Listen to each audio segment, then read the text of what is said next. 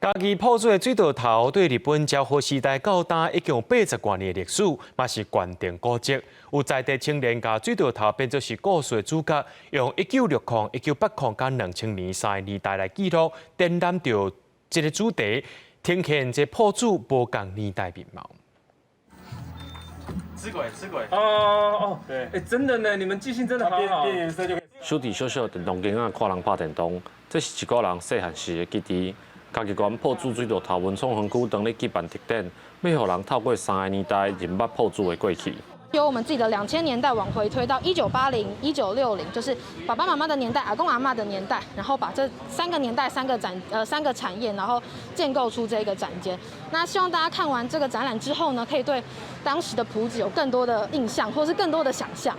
这个展览内底，除了呈现3个无共年代，嘛记录迄当阵的娱乐、医疗甲服饰产业。规划这个展览的团队表示，因细汉时拢是遮的人，想要透过这个展览，把遮的记忆继续保存落去。我们有记忆，然后像20几岁的就完全没有记忆。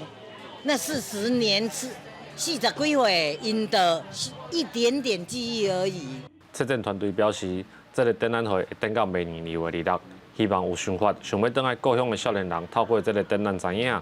水道头文创园区，本来是一个老厝场，嘛是会当互创意来发挥的所在。记者林伟霆，家己报道。